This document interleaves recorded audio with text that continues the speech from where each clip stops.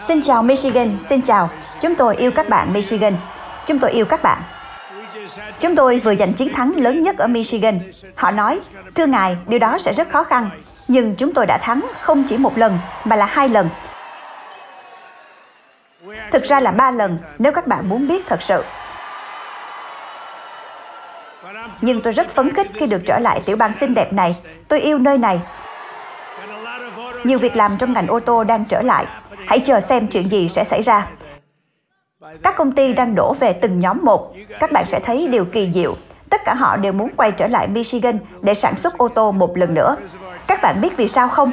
Là vì chính sách thuế và thuế quan của chúng tôi. Họ đang đến từ khắp nơi trên thế giới. Họ đến và mở nhà máy. Họ nói chuyện với chúng tôi suốt ngày đêm.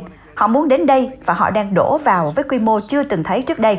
Và tôi muốn cảm ơn các công nhân ngành ô tô vì sự ủng hộ của các bạn. Thật tuyệt vời. Nhưng tôi vô cùng hạnh phúc khi được trở lại tiểu bang xinh đẹp này cùng với hàng ngàn người Mỹ yêu nước, chăm chỉ và đầy tự hào. Và tối nay, chúng ta có mặt ở đây, trái tim của đất nước, để chúc mừng 100 ngày đầu tiên thành công nhất của bất kỳ chính quyền nào trong lịch sử đất nước chúng ta.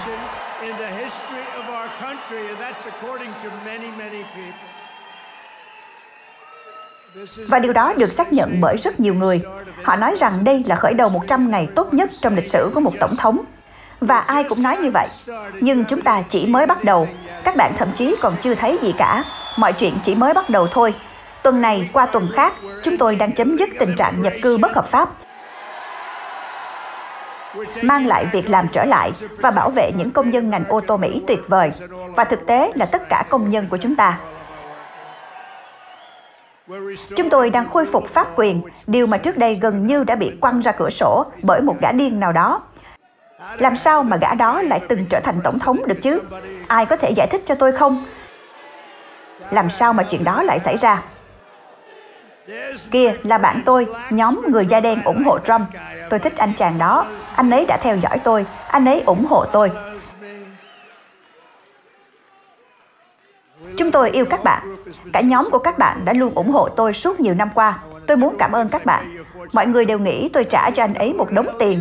Tôi chẳng biết anh ấy là ai nữa. Tôi chỉ thích anh ấy thôi. Thật đấy, cảm ơn rất nhiều. Cảm ơn tất cả anh em. Cảm ơn tất cả mọi người. Chúng tôi đang chấm dứt cơn ác mộng lạm phát, có lẽ là tồi tệ nhất trong lịch sử đất nước. Chúng tôi đang loại bỏ những điều phi lý của phong trào woke và sự điên rồ liên quan đến chuyển giới ra khỏi chính phủ. Chúng tôi ngăn chặn việc nhồi sọ trẻ em, cắt giảm hàng tỷ đô la lãng phí, gian lận và lạm dụng. Và trên hết, chúng tôi đang cứu giấc mơ Mỹ. Chúng tôi đang làm cho nước Mỹ vĩ đại trở lại, và điều đó đang xảy ra rất nhanh. Những gì thế giới chứng kiến trong 14 tuần vừa qua là một cuộc cách mạng của lẽ thường. Thật ra chỉ đơn giản là như vậy. Ai là người bảo thủ, cấp tiến hay bất cứ điều gì, tất cả đều xoay quanh lẽ thường. Khi bạn nghĩ về điều đó thì đúng là như vậy. Chúng tôi đứng về phía lẽ thường. Chúng tôi muốn có biên giới vững chắc. Chúng tôi muốn giáo dục tốt. Chúng tôi muốn lãi suất thấp. Chúng tôi muốn có thể mua một chiếc xe đẹp. Và bây giờ còn có thể khấu trừ lãi vay nữa. Điều đó chưa từng xảy ra trước đây. Chúng tôi muốn có quân đội mạnh. Chúng tôi muốn thuế thấp. Mọi người biết đấy, đảng Dân Chủ vận động tranh cử bằng cách nói rằng họ sẽ tăng thuế của các bạn. Đây là lần đầu tiên tôi thấy điều đó. Thực ra tôi chưa làm chính trị lâu đâu. So với nhiều người thì tôi vẫn còn mới. Họ đã làm việc này từ rất lâu.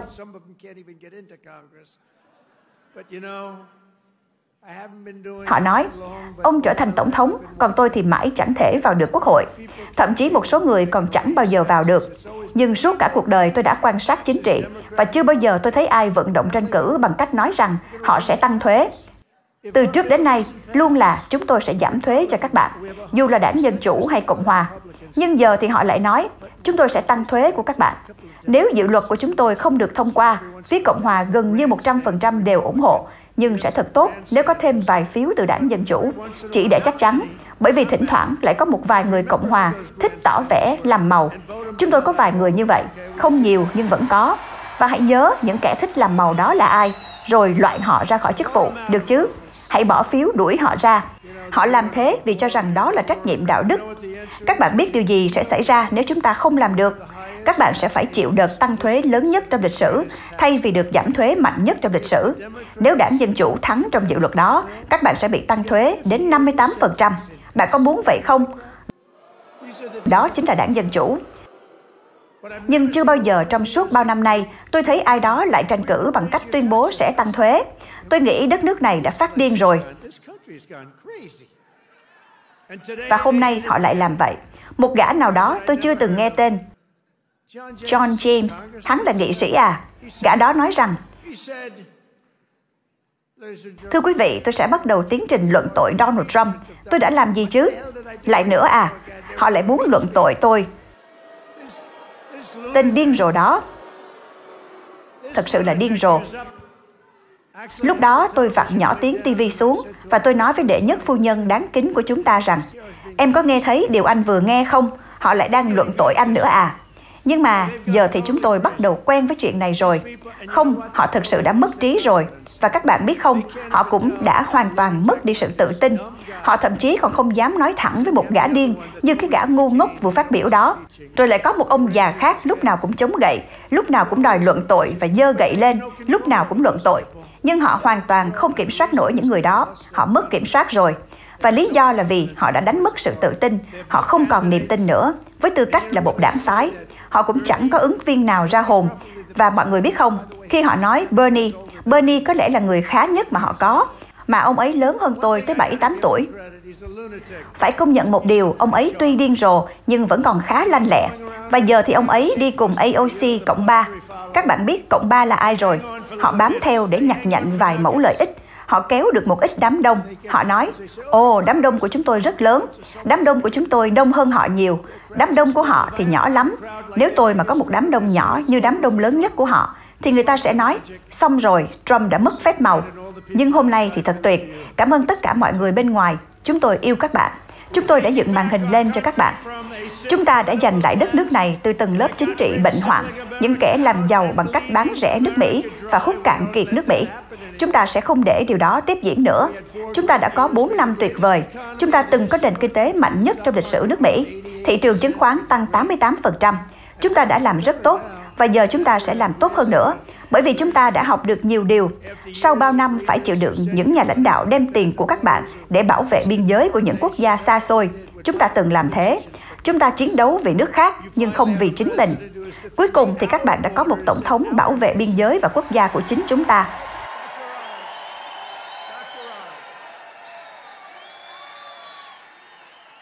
Sau nhiều thập kỷ, các chính trị gia phá hủy Detroit để xây dựng Bắc Kinh. Cuối cùng, các bạn đã có một người đứng về phía công nhân trong Nhà Trắng. Và thay vì đặt Trung Quốc lên trước, tôi đặt Michigan lên trước. Tôi đặt nước Mỹ lên trước.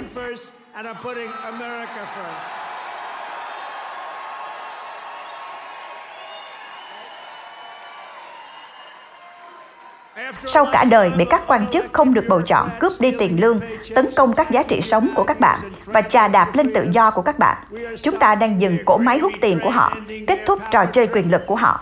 Và chúng ta đang nói với hàng ngàn quan chức trong nhà nước ngầm, những kẻ tham nhũng, bất tài và thừa thãi rằng, anh bị sa thải, cút khỏi đây, anh bị sa thải, hãy ra khỏi đây.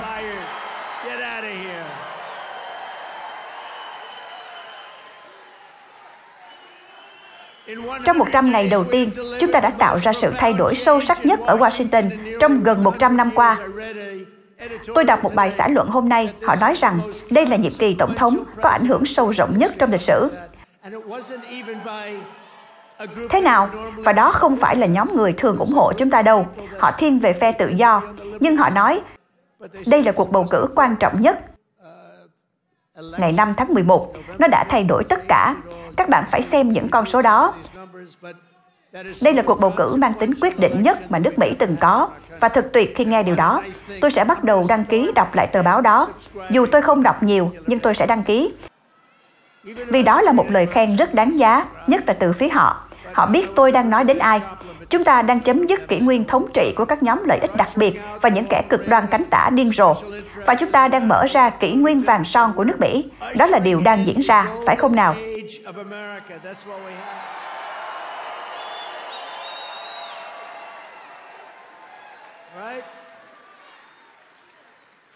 Front row Joe, nhìn anh ấy kìa, mấy anh em Front row Joe. Tôi nhớ các anh lắm, tôi nhớ chiến dịch tranh cử. Các anh chẳng thay đổi gì cả, chỉ có giảm vài ký thôi. Ồ, chắc là đang tiêm mấy cái thuốc gì đó rồi. Giảm được vài ký, nhìn khỏe khoắn hẳn. Và tôi có cả Mr. Wall ở đây. Anh chàng này đi bao nhiêu buổi vận động rồi? Hàng trăm. Và chúng tôi yêu mến anh ấy, Mr. Wall. Một ngày nào đó, tôi sẽ mặc bộ đồ đó và bước lên sân khấu. Cảm ơn các anh em, tuyệt vời, cảm ơn các bạn. Các bạn biết không, chúng tôi có một nhóm phụ nữ. Tôi không biết họ có ở đây không, nhưng chúng tôi có một nhóm phụ nữ đến từ North Carolina. Một nhóm rất đông, khoảng 50 người, toàn là những người phụ nữ xinh đẹp nhất, và họ đã tham dự tới 129 buổi vận động. Họ đã kết hôn hạnh phúc, tôi nghĩ vậy. Họ cứ đi hết buổi vận động này tới buổi khác, nhưng họ thật tuyệt vời. North Carolina, nơi chúng ta thắng đậm. Không nơi nào sự thay đổi lại rõ rệt hơn ở biên giới phía nam của chúng ta. Các bạn đã chứng kiến sự thay đổi ở biên giới phía nam mà Joe Ngũ Gật nói là không thể xảy ra. Joe Ngũ Gật, vị tổng thống tệ hại nhất trong lịch sử, đã nói là điều đó không thể. Chính quyền trước đã tạo điều kiện cho một cuộc xâm nhập khổng lồ qua biên giới, cho phép các băng nhóm, các tổ chức ma túy và khủng bố xâm nhập vào cộng đồng của chúng ta, cưỡng hiếp và sát hại công dân của chúng ta. Và nói như vậy vẫn còn là nhẹ đấy. Thực sự là tôi đang nói giảm nói tránh rồi đấy. Họ là những kẻ tồi tệ nhất. Nhưng hôm nay, đứng trước các bạn, tôi có thể tự hào tuyên bố rằng sự phản bội kinh hoàng này đã chấm dứt và chúng tôi đã thiết lập được biên giới an toàn nhất trong lịch sử nước Mỹ, một cách áp đảo. Trong 2 tháng liên tiếp, chúng ta đã lập kỷ lục mọi thời đại, và đây là từ truyền thông. Từ truyền thông giả, phần lớn là tin giả. Chúng ta đã lập kỷ lục về số lượng người vượt biên trái phép thấp nhất từng được ghi nhận. Hãy suy nghĩ về điều đó, thấp nhất từng được ghi nhận. Số người vượt biên trái phép bị thả vào nội địa nước Mỹ đã giảm. Nghe kỹ nhé. 99,999%.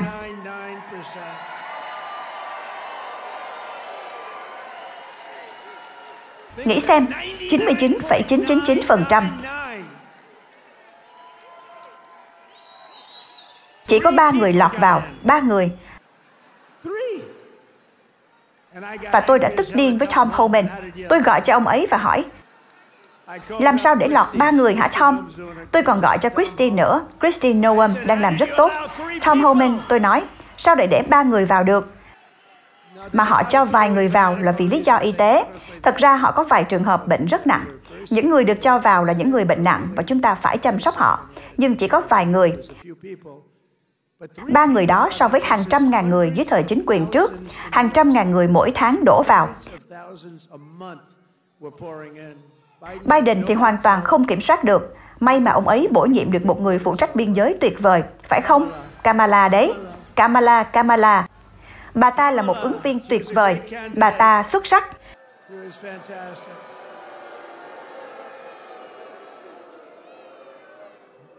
Joe Biden lúc đó bị tụt lại 35 điểm. Cuộc tranh luận hôm đó với ông ấy không suôn sẻ chút nào. Ông ta còn nói, biết thế tôi đừng tham gia tranh luận thì đã có thể thắng rồi. Lúc đó ông ấy bị tụt 35 điểm và họ quyết định thay thế ông ta. Chuyện đó không bao giờ xảy ra với người khác, chỉ xảy ra với tôi thôi. Chưa ai từng gặp tình cảnh như tôi. Tôi phải đấu với 2 ứng viên, giống như bạn đang ở trong một trận đấu. Dana White, UFC, bạn đang đánh cho đối thủ tơi tả, thì họ lại nói, cho người khác thay vào. Đó chính là những gì đã xảy ra. Và tôi chẳng biết gì về bà ta cả. Bà ta là phó tổng thống, nhưng chẳng ai biết bà ta làm gì. Bà ta chẳng liên quan gì đến biên giới, dù bà ta được bổ nhiệm là người phụ trách biên giới. Những người tuyệt vời ở biên phòng, Paul và tất cả các nhân viên biên phòng tuyệt vời, họ chưa bao giờ nói chuyện với bà ta. Suốt 4 năm, họ chưa từng nghe bà ta gọi một cuộc điện thoại nào. Nhưng chưa bao giờ có sự khác biệt lớn đến thế, như sự khác biệt giữa biên giới hôm nay và 6 tháng trước. Vì vậy, tôi muốn nói lời chúc mừng nước Mỹ. Đã đến lúc rồi.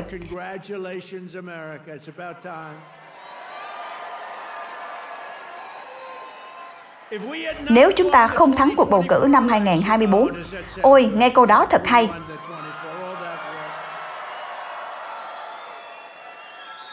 Đúng vậy, chúng ta đã thắng năm 2024. Tất cả công sức đó, nếu bọn cánh tả cực đoan chiến thắng, thì giờ này chúng đang nhập khẩu thêm 10 triệu kẻ xâm nhập và cấp quyền cư trú cho 30 đến 40 triệu người nhập cư bất hợp pháp. Trong số đó có rất nhiều tội phạm. Nhiều người, thẳng thắn mà nói, là những kẻ giết người và là thành phần phạm tội cực kỳ nghiêm trọng. những người thực sự rất nguy hiểm. Chỉ là vấn đề thời gian, vài năm hoặc thậm chí vài tháng trước khi nước Mỹ biến thành một quốc gia thất bại thuộc thế giới thứ ba. Chúng ta đã suýt trở thành một quốc gia thế giới thứ ba. Tôi nói thật với các bạn, nếu đám người này thắng, cái nhóm những kẻ cực đoan điên rồ này, và nhân tiện nói thêm, các bạn biết không, chúng ta phát hiện ra rằng người điều khiển máy ký tự động Otto Penn mới chính là tổng thống thật, còn Biden thì chẳng biết gì hết.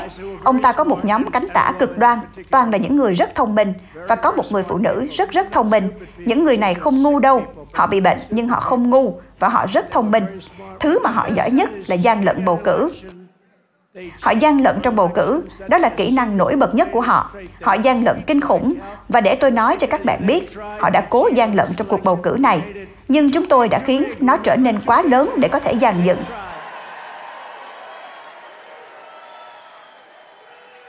Hãy nhớ nhé, quá lớn để gian lận. Họ đã cố gắng. Tôi theo dõi những con số đó, tôi theo dõi rất kỹ.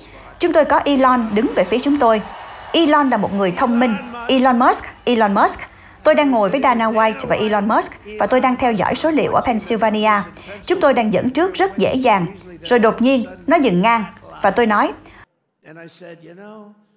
tôi nghĩ là họ gian lận rồi, nhìn kia, có chuyện gì vậy? Tôi nghĩ là họ lại làm trò cũ. Và Elon nhìn chúng tôi rồi nói, không sao, ông sẽ thắng. Họ chỉ chưa biết điều đó thôi. Và khoảng 15 phút sau, chúng tôi thắng thật là điên rồ. Tôi sẽ không bao giờ quên câu đó. Ông sẽ thắng, họ chỉ chưa nhận ra thôi. Nhưng các bạn biết không, chúng tôi đã khiến nó trở nên quá lớn để có thể gian lận. Quá lớn. Ngay từ ngày đầu tiên tôi đã điều động quân đội Hoa Kỳ để bảo vệ đất nước khỏi làn sóng xâm nhập biên giới. Tôi đã dừng toàn bộ các chuyến bay chở người di cư. Các bạn còn nhớ không, lúc đó chúng tôi nói về những người tràn vào. Họ còn cố phủ nhận điều đó. Họ nói, không, tôi không thấy ai cả. Như thể, có chuyện gì vậy? Rồi chúng tôi nhìn lên trời và thấy máy bay đang bay qua đầu. Chúng tôi nói, cái quái gì đang xảy ra với những chiếc máy bay đó vậy? Những chiếc Boeing 757 lớn đang bay qua đầu chúng ta, đầy ắp người. Tôi nói, những chiếc máy bay đó đi đâu vậy? Chúng đầy người nhập cư bất hợp pháp, đang được đưa vào bằng đường hàng không do chính phủ Hoa Kỳ chi trả. Tôi nói thật, họ bị bệnh. Các bạn có nhớ ngày đó không? Đó là ngày chúng tôi nhận ra rằng không chỉ phải bảo vệ biên giới trên đất liền, mà còn phải bảo vệ cả trên không. Máy bay bay qua đầu chúng tôi. Tôi nói, cái quái gì thế? Tôi đã cấm mọi phúc lợi cho người nhập cư bất hợp pháp và ký một sắc lệnh chấm dứt việc tự động cấp quốc tịch cho con cái của những người nhập cư bất hợp pháp, không quốc tịch. Trong nhiều năm, Joe Biden và giới truyền thông nói với chúng ta rằng việc ngăn chặn dòng người nhập cư bất hợp pháp là điều hoàn toàn không thể. Ông ta nói rằng điều đó bất khả thi. Ông ta chẳng hiểu ai đang nói gì. Ông ta nói rằng Tổng thống không có quyền hành gì để ngăn chặn, rằng cần phải có luật pháp. Ông ta không có quyền. Nhưng hóa ra, tất cả những gì chúng ta cần chỉ là một vị Tổng thống mới.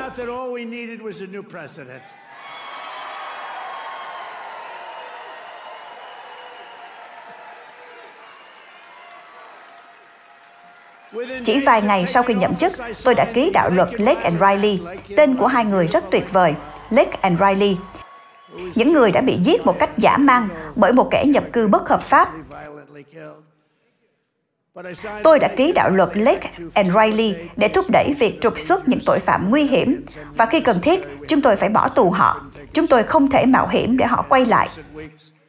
Gần đây, ICE, những người rất tuyệt vời, đã bắt giữ hàng chục kẻ hiếp dâm trẻ em, cùng với những tên giết người, bắt cóc, buôn ma túy, trộm cắp, và cả những người đến từ các cơ sở tâm thần. Chúng tôi đã liệt kê 6 băng đảng ma túy giết người ở Mexico là tổ chức khủng bố nước ngoài.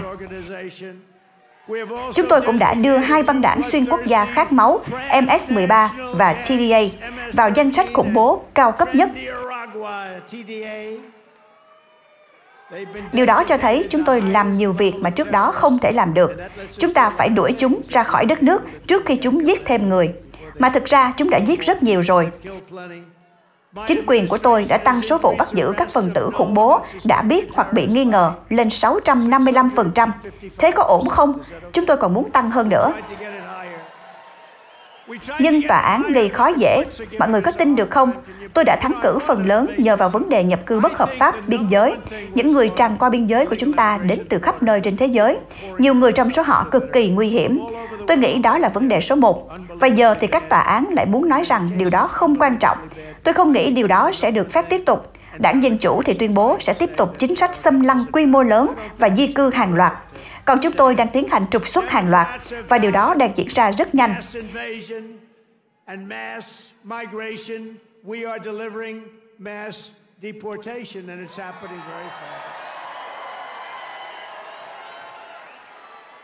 Những kẻ tồi tệ nhất đang bị đưa đến một nhà tù không khoan nhượng ở El Salvador.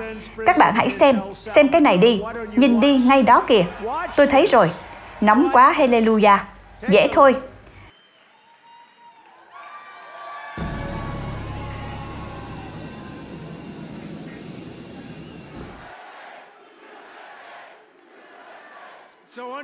Dưới thời Tổng thống Trump, nước Mỹ không còn là bãi rác chứa tội phạm nữa.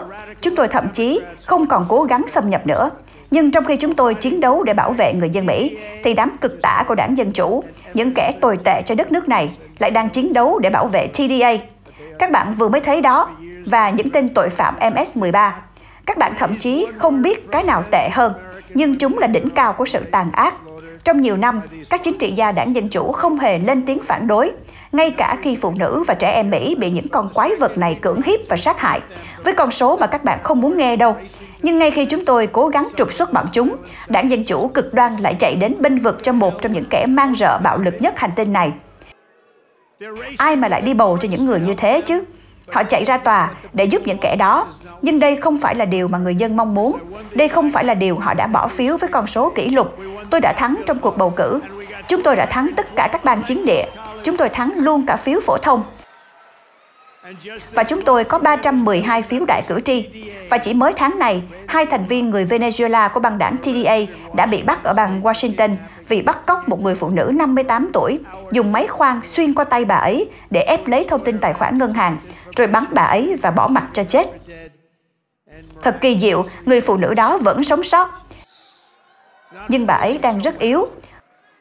Vào tháng 1, một thành viên của băng đảng Tren de Aragua ở Chicago đã bắt cóc 3 phụ nữ, dẫn họ vào một con hẻm, xếp họ thành hàng và bắn vào đầu từng người một. Tất cả đều tử vong. Gần đây, FBI đánh giá rằng những băng đảng hung bạo này đã được chính quyền nước ngoài ở Venezuela cử sang để kích động bạo lực và bất ổn tại Hoa Kỳ. Chúng ta không thể để điều đó xảy ra. Mà công bằng mà nói, không chỉ Venezuela, họ đến từ khắp nơi trên thế giới, từ Congo, từ châu Phi. Họ đã trút tù nhân của mình sang đất nước chúng ta. Nhưng họ cũng đến từ châu Á, Nam Mỹ, từ khắp nơi, thậm chí là từ những nơi tồi tệ ở châu Âu. Đó là lý do chúng tôi viện dẫn đạo luật kẻ thù ngoại bang để trục xuất mọi phần tử khủng bố nước ngoài khỏi lãnh thổ nhanh nhất có thể.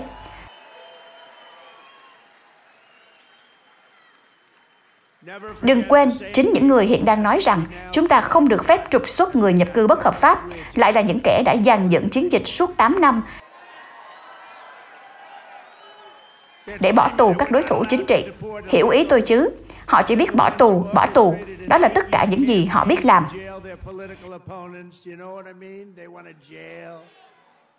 Họ muốn bỏ tù đối thủ chính trị. Những gì họ đã làm với người khác là một sự ô nhục. Và giờ họ quay sang nhắm vào chúng ta. Họ hỏi, sao ông lại không tử tế với họ? Tử tế à? Họ đã cố bỏ tù tổng thống của các bạn. Nếu không có vài vị thẩm phán dũng cảm và công tâm, thì tôi đã phải gọi điện cho các bạn từ bên kia song sắt rồi. Này các anh, sao không biểu tình đi? Làm cuộc biểu tình đi chứ. Nhưng họ lại reo hò trước CEO bị ám sát, cướp bóc thành phố của chúng ta và phá hủy tài sản. Họ đã cố bỏ tù các chính trị gia và còn nhiều người khác, những người thậm chí không biết vì sao mình bị điều tra. Bọn họ là tội phạm. Nếu để họ làm theo ý mình, đất nước này sẽ biến thành một địa ngục thế giới thứ ba. Đó là điều họ muốn. Trục xuất những kẻ xâm nhập không chỉ là lời hứa tranh cử, đó là nghĩa vụ thiêng liêng của tôi với tư cách tổng tư lệnh. Tôi có trách nhiệm làm điều đó, cứu lấy đất nước. Và đó là lý do vì sao, bất chấp các cuộc thăm dò giả mạo, các bạn biết đấy, Họ làm các cuộc khảo sát mà phỏng vấn nhiều cử tri Dân Chủ hơn nhiều so với Cộng Hòa. Tôi đã kiểm tra vài cuộc gọi trong mấy ngày qua. Họ phỏng vấn phần lớn cử tri Dân Chủ, còn cử tri Cộng Hòa thì rất ít. Rồi họ nói, Trump chỉ có 44% tỷ lệ ủng hộ. Mà thực ra, thế cũng không tệ. Nhưng nếu khảo sát trung thực, con số đó sẽ là 60%, thậm chí 70%. Bọn họ toàn là những kẻ gian trá. Họ khảo sát cử tri Dân Chủ, rồi công bố số liệu kiểu như đang làm giảm uy tín, cũng giống như cách họ viết tin xấu về tôi.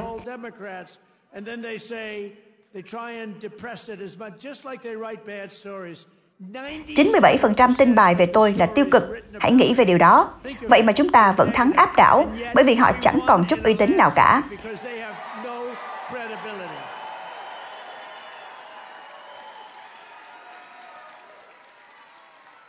Chúng ta cũng không thể để một nhóm thẩm phán cộng sản cấp tiến cản trở việc thi hành luật pháp và giành lấy quyền hạn vốn thuộc về Tổng thống Hoa Kỳ. Các thẩm phán đang cố tước đoạt quyền lực của Tổng thống, quyền được hiến pháp trao cho để giữ an toàn cho đất nước. Điều đó không ổn chút nào. Tôi hy vọng vì sự sống còn của đất nước rằng tòa án tối cao sẽ ra tay. Chúng ta phải làm điều gì đó. Bọn họ chỉ muốn phá hủy đất nước này, nhưng không gì có thể ngăn tôi thực hiện sứ mệnh giữ nước Mỹ an toàn trở lại. Rất đơn giản, giữ nước Mỹ an toàn trở lại.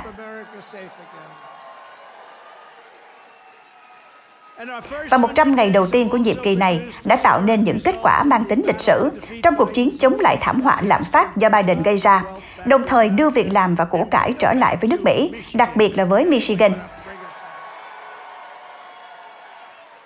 Chúng ta muốn đưa mọi thứ trở lại. Ví dụ nhé, kể từ khi tôi nhậm chức, giá trứng đã giảm 87%. Các bạn còn nhớ chứ, vài tuần trước lễ tạ ơn, tôi nghe về chuyện đó từ rất sớm, còn sớm hơn nhiều người khác. Nhưng rồi có người lại nói tôi không phải tổng thống. Người ta còn chẳng biết ai mới là tổng thống thật sự. Đến giờ tôi vẫn nghĩ người thật sự làm việc là người điều khiển bút ký tự động.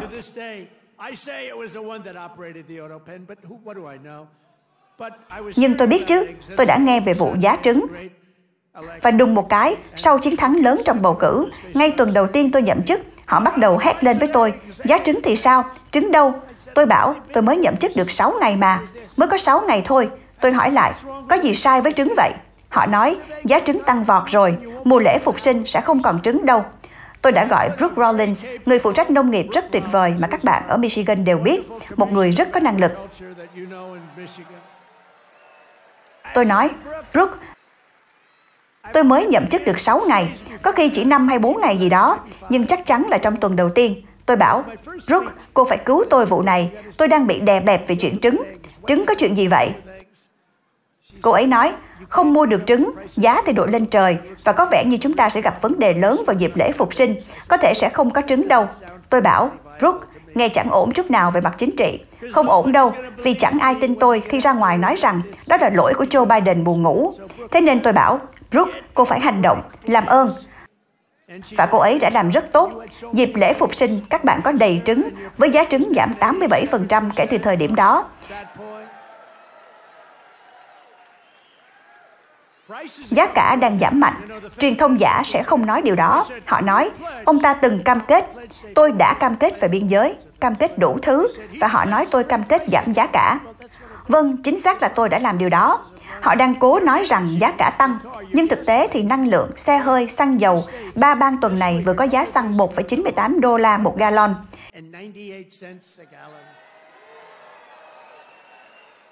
Giá xăng đã giảm rất nhiều. Giá năng lượng giảm. Lãi suất thế chấp thực tế vừa giảm. Giá thuốc kê đơn vừa ghi nhận mức giảm hàng tháng lớn nhất từ trước đến nay. Làm sao mà điều đó không được nhắc đến? Hãy nhớ những gì bạn vừa nghe nhé. Giá thuốc kê đơn vừa có mức sụt giảm lớn nhất trong lịch sử kể từ khi họ bắt đầu thống kê, mà vốn dĩ luôn tăng trừ 4 năm nhiệm kỳ của tôi. Hệ thống này là một hệ thống tồi tệ, nhưng lần này giá thuốc đã sụt giảm mạnh nhất từng thấy. Hãy nghĩ xem, đó là chuyện lớn. Tôi phải nói đi nói lại điều đó, vì truyền thông giả sẽ không bao giờ nói. Họ sẽ không bao giờ cho các bạn biết điều đó. Giá hàng hóa thực phẩm cũng giảm, mọi thứ đều giảm. Vậy mà tôi thấy một người trên MSNBC mà tôi nghĩ còn tệ hơn cả CNN, có lẽ là tệ hơn thật. Tôi thấy một người dẫn chương trình thật khủng khiếp, không hiểu sao mấy người đó lại có việc làm. Tôi sẽ không thuê họ làm cả những việc lặt vặt nhất. Nhưng tôi thấy người đó nói, ông ấy tranh cử với lời hứa giảm giá cả, trong khi thực tế là giá mọi thứ đều đã giảm. Tôi biết nói gì bây giờ? Hãy nghĩ mà xem, giá xăng từng gần $4 một thời gian không xa. Còn bây giờ, Mike, chúng ta có giá 1,98 ở nhiều bang. Hãy nghĩ về điều đó. Và họ vẫn nói, mọi người biết đấy, lạm phát về cơ bản đã giảm. Và lãi suất cũng giảm, mặc dù tôi có một người ở Fed làm việc không tốt lắm. Nhưng tôi sẽ không nói điều đó đâu. Tôi muốn tỏ ra tử tế, tôn trọng Cục Dự trữ Liên bang. Bạn không được chỉ trích Fed, bạn phải để họ làm việc của họ. Nhưng tôi biết nhiều hơn ông ta về lãi suất, tin tôi đi. Lạm phát lõi đã đạt mức thấp nhất trong 4 năm qua. Và tháng trước, chúng tôi đã chứng kiến mức giảm lớn nhất về giá tiêu dùng kể từ thời kỳ đại dịch. Tất cả điều này đã được thực hiện chỉ trong 100 ngày. Hãy nghĩ về điều đó, 100 ngày. Nhưng khi bạn xem truyền thông giả, các bạn sẽ thấy các cuộc thăm dò giả. Họ lại phỏng vấn nhiều cử tri Dân Chủ hơn Cộng Hòa. Mà cử tri Dân Chủ thì chẳng đời nào nói họ sẽ bầu cho Trump. Vậy mà chúng ta vẫn đạt 44-45%. Còn trong các cuộc thăm dò nghiêm túc, tôi tin rằng chúng ta đang ở mức 60, thậm chí 70%. Trong 3 tháng qua, chúng ta đã tạo ra 350.000 việc làm. Hãy nghĩ mà xem. Và lần đầu tiên trong ký ức gần đây, số việc làm tăng thêm cho người Mỹ sinh ra tại đây đã vượt qua số việc làm cho người lao động nước ngoài. Lần đầu tiên sau không biết bao lâu, người Mỹ đang làm tốt hơn so với lao động nước ngoài. Thế nào, các bạn thấy sao? Tôi cũng muốn người nước ngoài có cuộc sống tốt. Tôi muốn mọi người đều khá hơn. Nhưng như vậy cũng ổn. Và để kiềm chế lạm phát, chúng tôi đang cắt giảm một số lượng kỷ lục các quy định giết chết việc làm. Trong nhiệm kỳ đầu tiên, vốn đã là một thành công lớn. Chúng tôi đã cắt giảm nhiều quy định hơn bất kỳ tổng thống nào trong lịch sử, kể cả những người làm 2 nhiệm kỳ, kể cả Roosevelt, người còn làm hơn 2 nhiệm kỳ. Chúng tôi đã cắt nhiều quy định hơn bất kỳ tổng thống nào trong một nhiệm kỳ, và bây giờ là nhiệm kỳ thứ 2. Và các bạn biết đấy, tôi không hiểu sao điều đó lại quan trọng đến thế để thắng. Truyền thông giả từng nói, để trở thành một tổng thống vĩ đại, bạn phải phục vụ 2 nhiệm kỳ. Vậy nên, giờ chúng ta sẽ có 2 nhiệm kỳ. Giờ thì họ không nói câu đó nữa. Đúng rồi, Dr. Oz, gạch điều đó ra khỏi danh sách. Họ nói suốt mà. Lúc tôi rời đi, họ vẫn nói điều đó.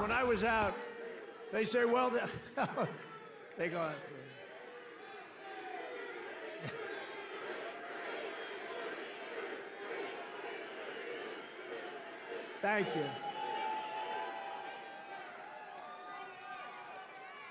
Thank you. Sure. Nhưng chúng tôi đã chấm dứt chủ nghĩa cánh tả cấp tiến. Thực ra chúng tôi đã phục vụ 3 nhiệm kỳ rồi, nếu tính như vậy. Tôi thích những chiến thắng. Tôi thích 3 chiến thắng mà chúng tôi chắc chắn đã giành được. Tôi chỉ không thích kết quả của nhiệm kỳ giữa. Kết quả đó, tôi không muốn có chúng. John, tôi không muốn nói những kết quả đó. Đó là một nỗi ô nhục. Nếu chúng ta phải chịu đựng nhóm người đó thêm 1 năm nữa, có lẽ đất nước này đã không còn tồn tại.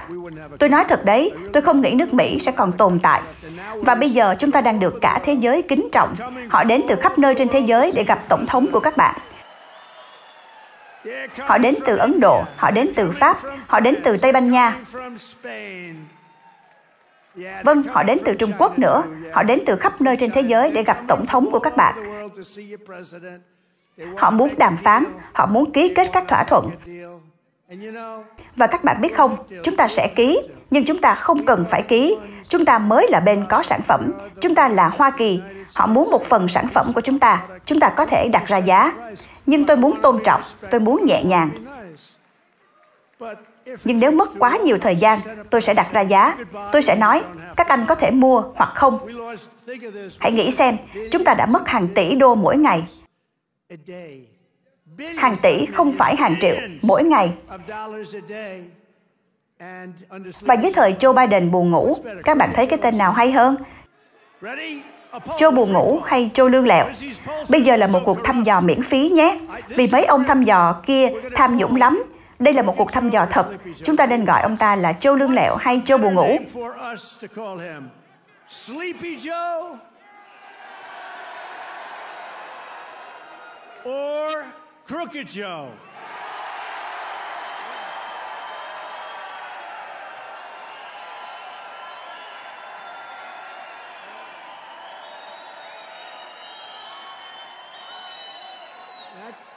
Tôi không bất ngờ với kết quả này. Tôi có phần thích Joe buồn ngủ. Nghe cũng hay, vì ông ấy có một năng lực mà tôi không có. Ông ấy ra biển, phải không? Và có thể ngủ ngay, nước dãi chảy bên mép, chỉ trong vài phút. Ông ấy vác theo cái ghế nhôm, loại mà người già và trẻ con hay dùng, chỉ nặng hơn 100 gram. Mà ông ta còn không kéo nổi chân ra khỏi cát, rồi ông ta ngồi xuống cái ghế ấy, và trong vòng vài giây là ngủ luôn. Mà ông ta là tổng thống, nên dĩ nhiên có máy quay xung quanh. Ông ta mặc đồ bơi, ai đó đã thuyết phục ông rằng ông ấy mặc đồ bơi trông rất ổn, mà ông ta 82 tuổi rồi đấy. Ngay cả Cary Grant ở tuổi 82 cũng không thể mặc đồ bơi mà trông ổn được.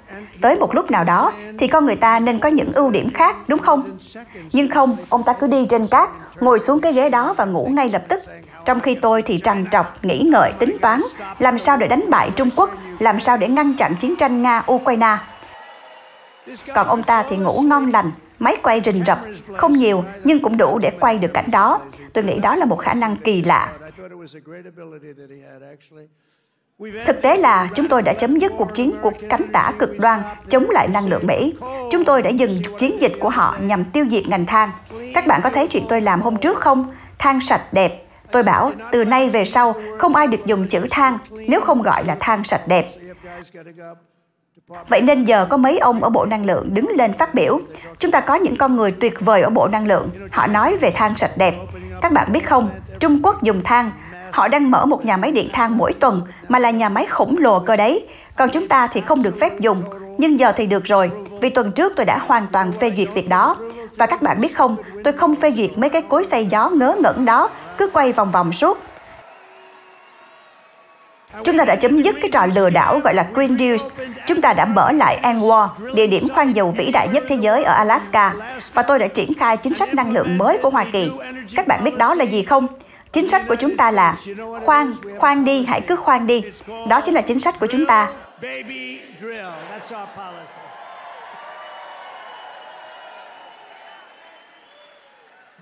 Đúng không Michael? Michael Whatley, tuyệt vời. Người đứng đầu đảng Cộng Hòa, anh ấy đã làm rất tốt. Michael và Laura đã khuấy đảo cả đảng, đúng không? Anh ấy có những ứng viên rất tốt. Michael thật sự tuyệt vời, đến từ North Carolina. Anh ấy đã làm rất tốt trong năm 2020, các bạn biết đấy.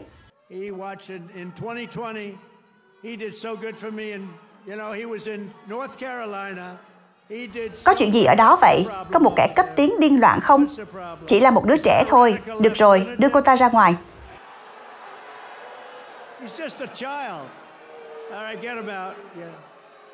Ồ, tôi xin lỗi, thưa quý bà. Tôi tưởng đó là một cậu bé.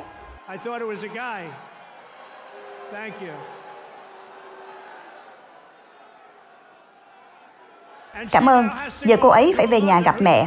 Mà mẹ cô ấy lại là một người hâm mộ lớn của Trump. Mẹ cô ấy đang xem đây. Tôi xin lỗi vì đã gọi là anh ấy, mà phải là cô ấy. Xin lỗi nhé. Để giữ lời hứa với bang Michigan vĩ đại, tôi đã chấm dứt chính sách điên rồ của Joe Biden về xe điện, nơi các bạn bị bắt buộc phải mua xe điện. Các bạn bị bắt buộc phải mua xe điện chỉ trong vài năm tới. Thế nào?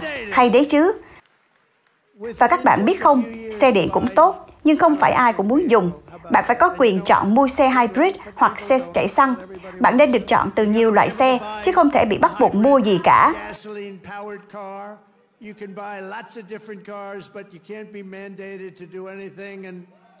Và tôi đã tự hào áp thuế 25% lên tất cả các loại xe hơi nhập khẩu, giống như họ từng làm với chúng ta, Tom à. Việc này sẽ tạo thêm việc làm cho bang này và cho cả nước. Và để giúp các hãng xe đưa nhà máy trở lại Mỹ càng nhanh càng tốt, tôi vừa ký một sắc lệnh cho phép hoàn thuế một phần đối với bất kỳ công ty nào lắp ráp xe của họ ngay tại Hoa Kỳ. Nói cách khác, nếu họ chưa kịp làm mọi thứ đúng hạn vì họ buộc phải làm ở đây, thì tôi cho họ một chút nới lỏng. Họ đang nhập phụ tùng từ khắp nơi trên thế giới. Tôi không thích điều đó. Tôi muốn họ sản xuất phụ tùng ngay tại đây.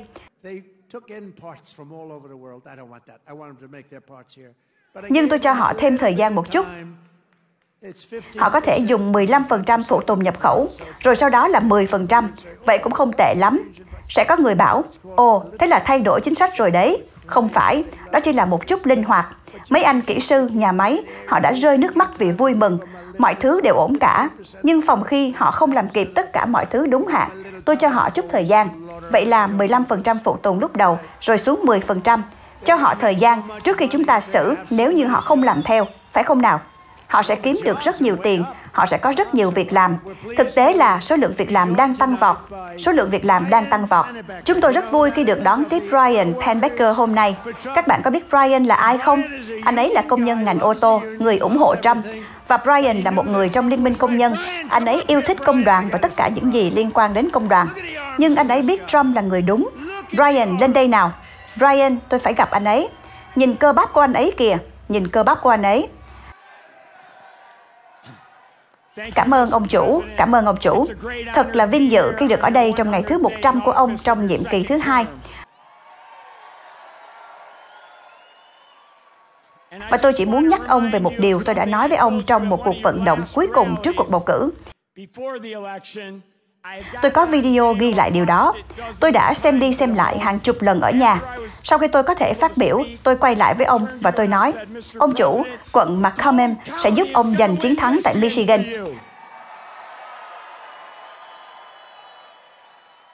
Và đó chính xác là những gì đã xảy ra.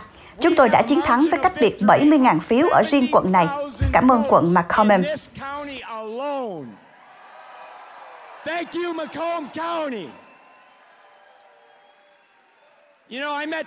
Các bạn biết không, tôi gặp Tổng thống Trump cách đây 8 năm tại Novi, và chúng tôi chưa bao giờ gặp nhau trước đó.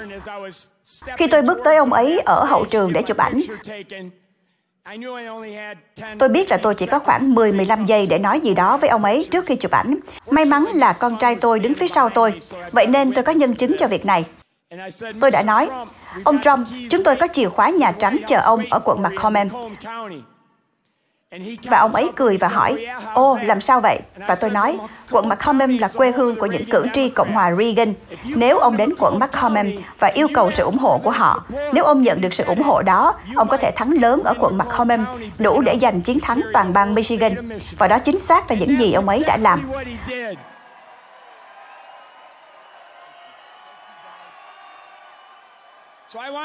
Vì vậy, tôi muốn cảm ơn tất cả công nhân ngành ô tô, tất cả những người làm việc trong ngành ô tô, những nhà cung cấp, những tài xế xe tải. Cảm ơn tất cả các bạn đã ủng hộ Tổng thống vĩ đại nhất trong cuộc đời chúng ta.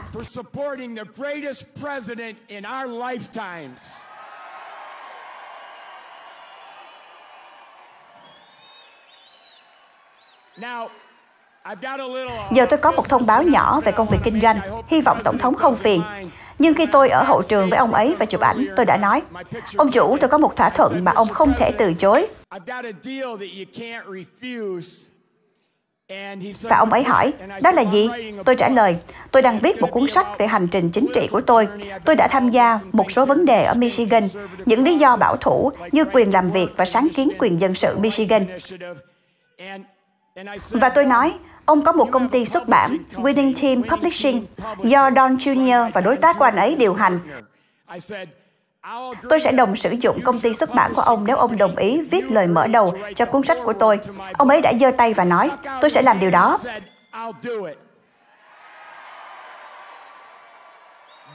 Đó là cách bạn thương thảo với người đàm phán giỏi nhất thế giới. Nghe này, tôi có một điều cuối cùng muốn nói. Tất cả chúng ta đều có một công việc phải làm. Đầu tiên, chúng ta phải thắng trong cuộc bầu cử năm 2026. Điều đó phải xảy ra. Sri Senda, cái kẻ cấp tiến điên loạn từ Detroit, đã đe dọa sẽ luận tội Tổng thống Trump nếu họ lấy lại được đa số. Nhưng may mắn là hiện tại, chúng ta có những người tốt trong Quốc hội, như nghị sĩ John James ở đây, những người đang ngăn cản điều đó xảy ra.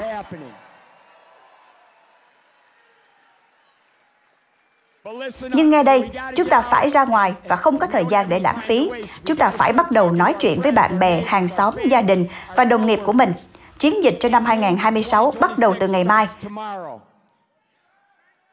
Chúng ta phải thắng cuộc bầu cử đó. Vì vậy, công việc không phải là kết thúc, mà là bắt đầu. Ngày 5 tháng 11 không phải là sự kết thúc, nó là sự bắt đầu của một kỷ nguyên vàng. Và chúng ta hãy cùng nhau nói với Tổng thống Trump rằng chúng ta ủng hộ ông ấy như thế nào trong 100 ngày đầu tiên của nhiệm kỳ.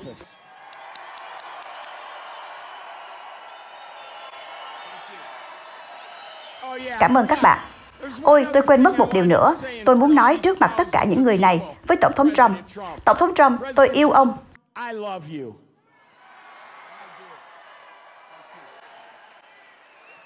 Tuyệt vời. Cảm ơn. Con người tuyệt vời. Anh ấy là một người tuyệt vời. Các bạn biết đấy, anh ấy đã ở bên tôi từ ngày đầu. Năm 2015, trước 2016, anh ấy đã ở đó từ đầu. Anh ấy đã hiểu. Anh ấy nói, chúng ta đang mất ngành công nghiệp ô tô. Đó là điều anh ấy thật sự quan tâm. Anh ấy chỉ nói, tôi có rất nhiều bạn bè bị sa thải. Thật khủng khiếp, họ sa thải chúng tôi như thể không có gì. Và công việc đó chuyển sang Trung Quốc, nó chuyển sang Nhật Bản, chuyển sang tất cả các quốc gia khác trên thế giới. Họ đang sa thải chúng tôi, thưa ngài. Và anh ấy nói, chúng ta có thể giải quyết vấn đề đó. Tôi bảo anh ấy, chúng ta có thể giải quyết vấn đề đó nhanh chóng. Anh ấy là một trong những người đầu tiên hiểu được điều đó. Và chúng ta đã giải quyết được. Chúng ta sẽ đạt được những con số mà không ai tin nổi.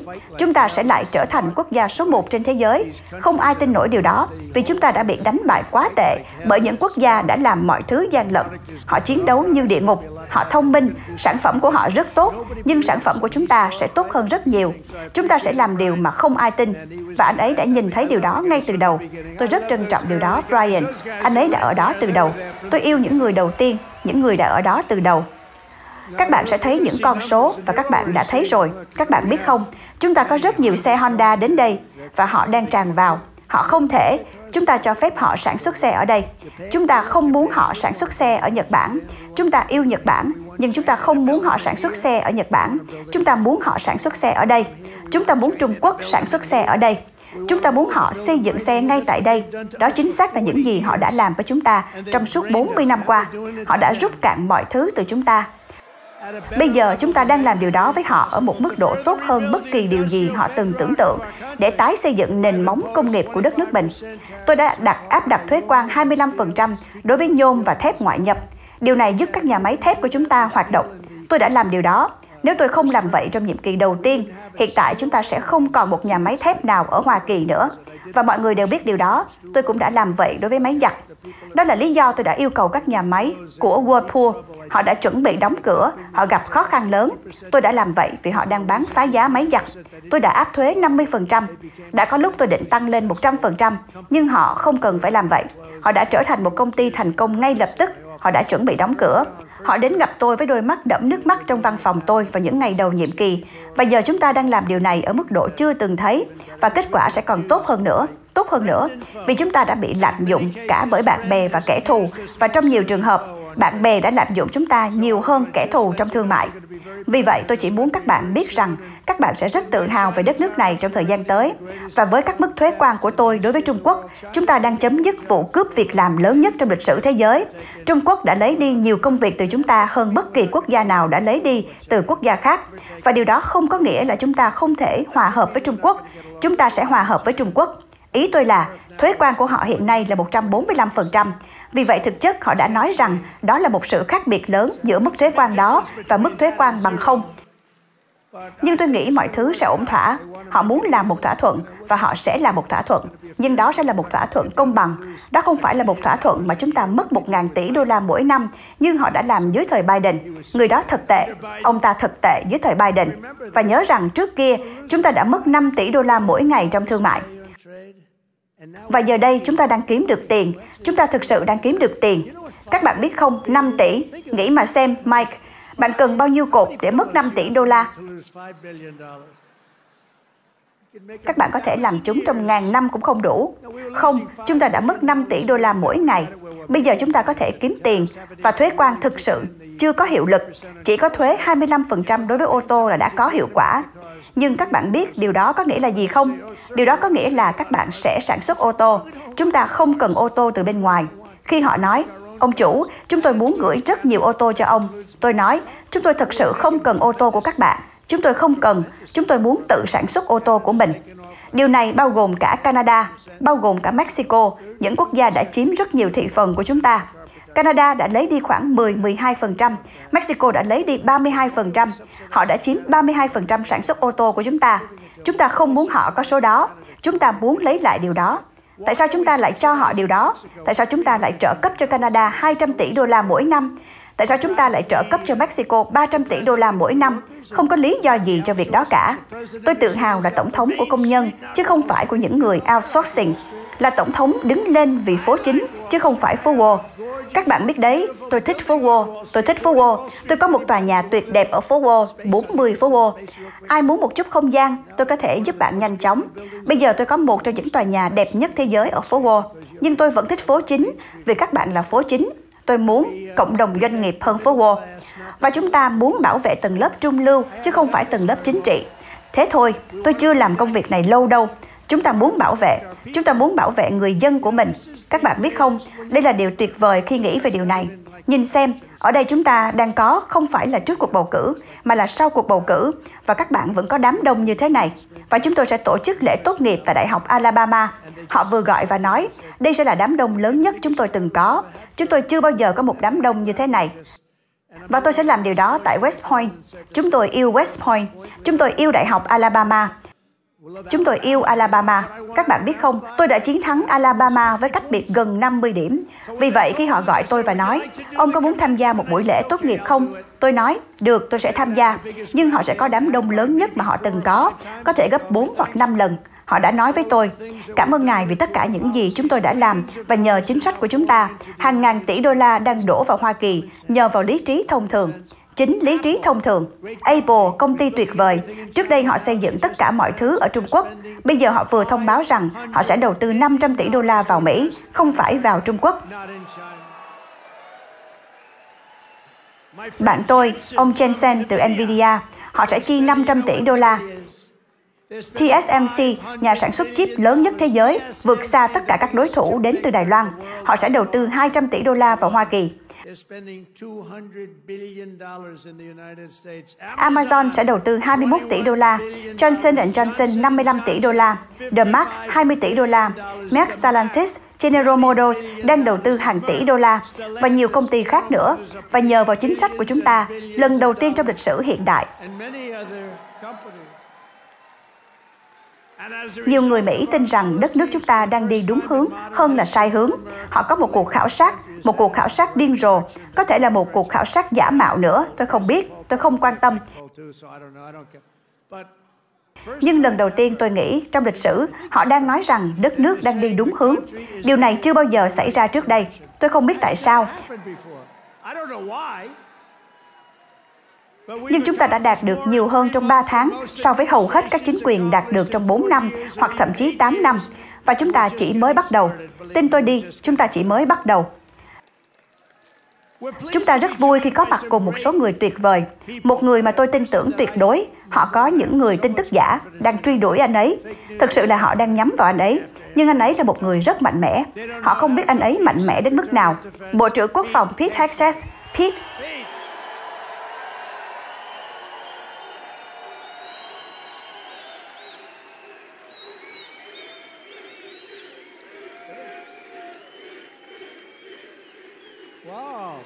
Wow, thật tuyệt vời. Làm sao những người mặc áo hoodie thế này? Không tốt lắm đúng không? Không phải là người mới của chúng ta. Người quản lý trung tâm dịch vụ Medicare và Medicaid. Người mà ai cũng biết. Nhưng anh ấy, các bạn biết không? Chương trình truyền hình là một thành công lớn. Nhưng đôi khi nó lại làm hại hình ảnh của bạn khi có một chương trình truyền hình. Anh ấy là người đứng đầu. Tôi có thể nói anh ấy đã học ở Harvard. Nhưng tôi không nên đề cập điều đó nữa. Vì trước đây đó là điều tốt, nhưng bây giờ không còn ý nghĩa gì nữa. Anh ấy đã học tại trường Y, Đại học Pennsylvania, sinh viên xuất sắc, bác sĩ xuất sắc, mọi thứ đều xuất sắc. Một trong những người thông minh nhất trong ngành Y, đồng thời là một ngôi sao lớn. Tiến sĩ Matt Oz, cảm ơn tiến sĩ, cảm ơn. Mọi người đã chạy đến đây hôm nay, anh ấy ướt đẫm mồ hôi. Tôi đã nói, chuyện gì xảy ra vậy? Anh ấy đã chạy vào tòa nhà vì muốn bỏ phiếu tại Quốc hội. Và tôi nghe nói chúng ta đã vượt qua cuộc bỏ phiếu John James với tỷ lệ rất cao. Đúng vậy, cảm ơn anh ấy đã đến đây. Anh ấy muốn bỏ phiếu. Tôi đã nói, John, làm ơn, ở lại và bỏ phiếu. Chúng ta đang bỏ phiếu cho dự luật đẹp đẽ này. Tôi nói, anh biết đấy, tôi muốn anh ở đó, nhưng anh phải bỏ phiếu. Vậy nên, cảm ơn rất nhiều John, làm tốt lắm. Chủ tịch Hạ viện Michigan Matt Hall, cảm ơn anh, Matt. Lãnh đạo Cộng hòa Thượng viện Michigan Eric Nesbin, cảm ơn anh Eric, cảm ơn rất nhiều. Chủ tịch Đảng Cộng hòa Michigan Jim Runstad, cảm ơn bạn Jim, làm tốt lắm. Thật vui khi gặp anh. Cảm ơn Jim, làm tuyệt vời. Một trong những người tôi yêu thích. Tôi nói thật, chúng tôi đã có rất nhiều thành công. Các bạn biết đấy, chúng tôi đã bị đánh cắp rất nhiều phiếu trong cuộc bầu cử năm 2020, và rồi người này xuất hiện và họ không đánh cắp phiếu từ bang của anh ấy, North Carolina. Tôi đã nói với các bạn rồi, nhưng họ không đánh cắp phiếu ở đó. Anh ấy có 601 luật sư, và họ có luật sư ở mọi điểm bỏ phiếu. Và tôi đã nói, ai là người đã làm tốt như vậy? Vì chúng tôi đã chiến thắng bang đó. Các bang khác, các bạn biết đấy, họ dần dần vượt qua chúng tôi, và cuối cùng họ chỉ thắng chúng tôi một cách gian lận. Nhưng người này đã không để điều đó xảy ra. Tên của anh ấy là Michael Whatley, North Carolina, và bây giờ anh ấy là người đứng đầu đảng Cộng hòa RNC, và anh ấy thật tuyệt vời. Tôi phải nói với các bạn, anh ấy đã làm việc với một người phụ nữ tuyệt vời, con dâu của tôi, Laura, người mà không thể tin nổi. Cô ấy có một chương trình truyền hình rất thành công. Đó là một sự kết hợp tuyệt vời, cũng là sự kết hợp rất quan trọng. Và bạn thấy anh ấy trên truyền hình, anh ấy thật không thể tin được. Này Stephen, lên đây nhanh. Stephen Miller, tuyệt vời. Chúng ta có Stephen. Lên đây đi. Stephen, tôi yêu người này. Come here, Stephen. I love this guy. I love this guy.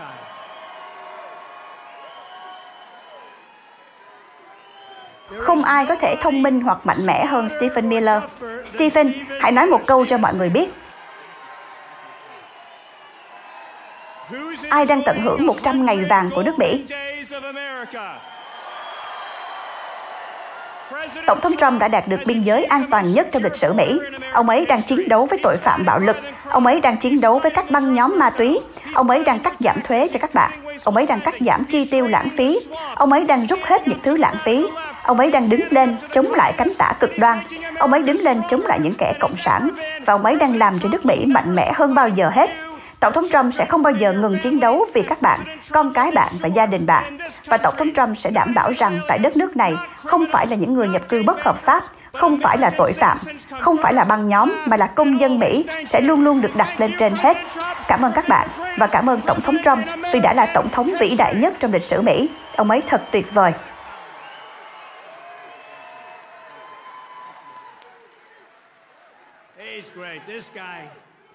Người này thật đặc biệt. Và anh ấy đã ở bên chúng ta ngay từ ngày đầu tiên. Ngay từ ngày đầu tiên, Stephen đã ở đó. Đúng vậy, anh ấy tuyệt vời. Một người đã tổ chức khoảng 928 cuộc vận động cho tôi. Chúng tôi không gặp phải bất kỳ sự cố nào. Justin Carapel, Justin, cảm ơn anh. Dù bạn ở đâu, có lẽ đang làm việc ở hậu trường. Chúng tôi đã tổ chức hơn 900 cuộc vận động này. Cảm ơn bạn, Justin. Và Margot Martin, có ai biết Margot không? Margot xinh đẹp. Tôi gọi cô ấy là nhiếp ảnh gia đẹp nhất thế giới. Margot đâu rồi? Margot thật tuyệt vời. Cô ấy rất ngại. Thực ra cô ấy vừa đẹp vừa ngại. Cảm ơn bạn. Ở đâu? Margot, lên đây đi. Bạn phải lên. Đây là người đẹp nhất. Bây giờ tôi không được phép nói điều này, nhưng tôi sẽ nói thôi. Cô ấy là nhiếp ảnh gia đẹp nhất thế giới. Tôi không biết cô ấy có phải là người giỏi nhất không, nhưng cô ấy là người đẹp nhất.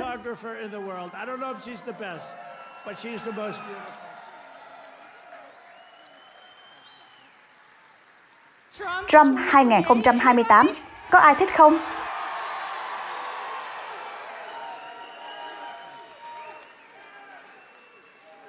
Mọi người yêu Margot. Và còn Caroline thì sao? Caroline đang làm thế nào? Caroline đang chinh phục cả thế giới. Cô ấy đã chinh phục cả thế giới. Các bạn biết đấy, chúng ta có một người đàn ông ở đây mà tôi không biết, nhưng anh ấy luôn bảo vệ tôi trên CNN. Và anh ấy bảo vệ tôi rất tốt, nhưng anh ấy không thể đi quá xa, vì nếu đi quá xa, anh ấy sẽ bị sa thải. Tôi đã nói, bạn thật tuyệt vời, bạn có thể đi đến tận rìa xa. Và anh ấy thật sự làm rất tốt. Anh ấy không được phép đi xa hơn nữa, nếu không anh ấy sẽ bị sa thải. Các bạn biết mà, nhưng tôi nghĩ anh ấy tuyệt vời. Scott Jennings. Scott đâu rồi? Anh đang ở đâu, Scott? Lên đây đi. Người này thực sự tôi đã theo dõi anh ấy nhiều năm rồi. Tôi không biết anh ấy, nhưng anh ấy thích Trump. Lên đây đi, Scott. Ồ, CNN, đây là sự kết thúc của Scott. Ai quan tâm chứ? Đừng lo, chúng ta sẽ chăm sóc bạn, Scott. Scott Jennings, thật sự tuyệt vời. Cảm ơn anh.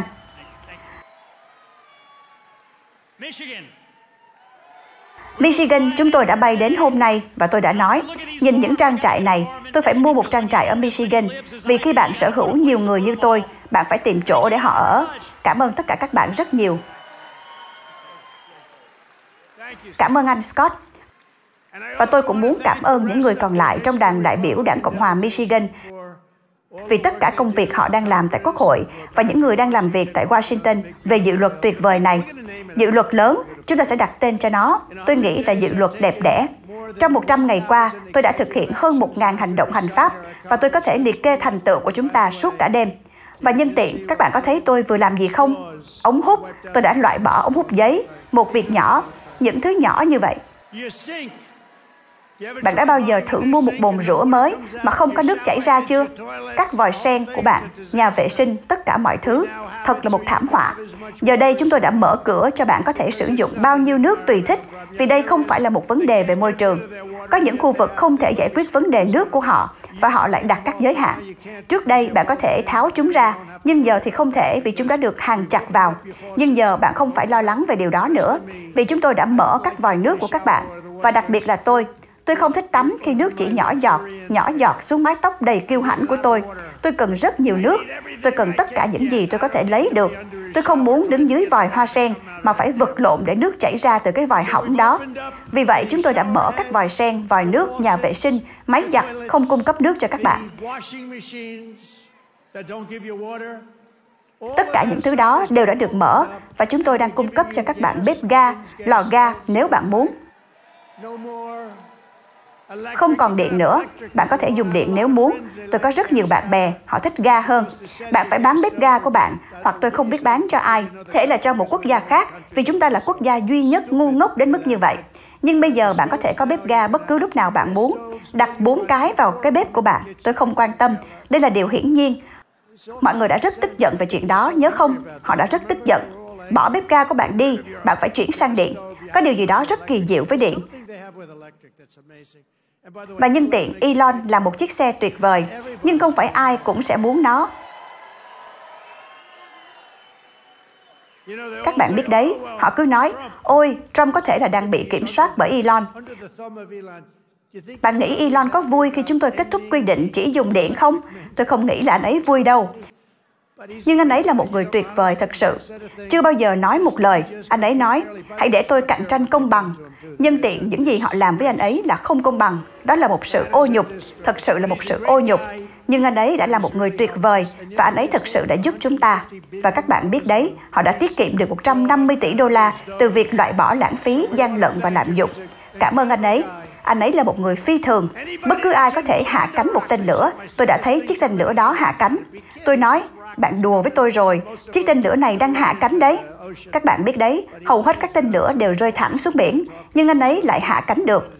Tôi đang nói chuyện với ai đó qua điện thoại, và tôi thấy thứ này đang hạ xuống. Nó quay cuồng ngoài tầm kiểm soát, đang cháy, trông giống như địa ngục. Tôi nghĩ, lại thêm một chiếc tên lửa rơi xuống biển nữa. Và đột nhiên, bạn thấy lửa bắn ra từ các động cơ, và nó bắt đầu làm chậm lại, rồi đứng thẳng lại. Sau đó nó bắt đầu di chuyển sang một chút. Tôi nói, ôi không, nó sẽ va vào đó, nó sẽ đụng vào đó. Và động cơ thẳng lại, và chiếc tên lửa được đỡ như cách bạn ôm lấy đứa trẻ xinh đẹp của mình, phải không? Và tôi nói, anh ấy đã làm được điều này.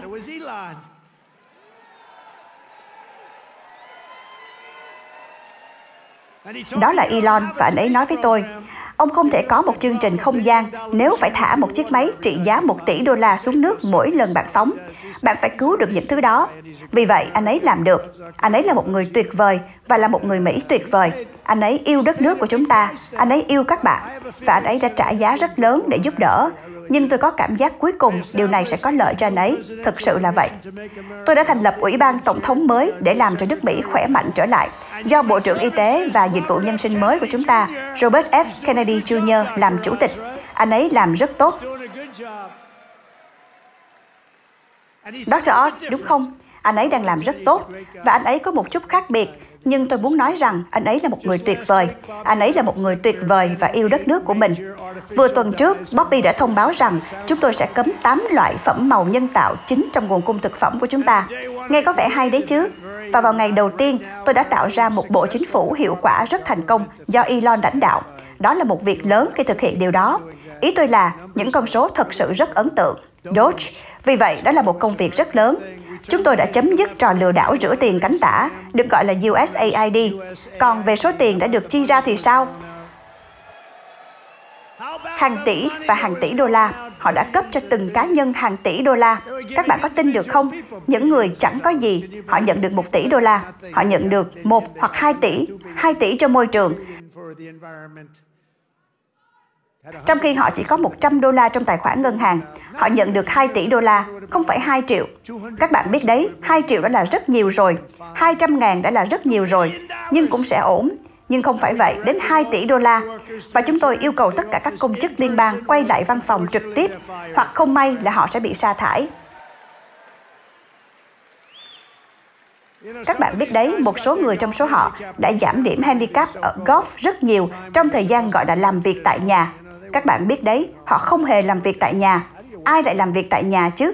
Làm thế nào để bạn làm việc tại nhà? Họ thật tệ. Và chúng tôi đã phát hiện ra rất nhiều người trong số họ có công việc thứ hai. Họ chỉ đang lợi dụng chúng ta thôi. Họ đều đang lợi dụng chúng ta. Các quốc gia nước ngoài thực sự đã lợi dụng chúng ta, cả về quân sự và thương mại. Nhưng chúng tôi đã dừng lại và đang dừng lại. Tôi đã rút khỏi Hiệp định Khí hậu Paris vô lý và không công bằng khi chúng ta đã phải chi tiêu hàng ngàn tỷ đô la. Chúng ta đã chi những con số mà bạn không thể tưởng tượng được. Và Trung Quốc không phải chi gì cả. Nga không phải chi gì cả. Ấn Độ cũng không phải chi. Nhưng chúng ta sẽ phải chi hơn 1.000 tỷ đô la.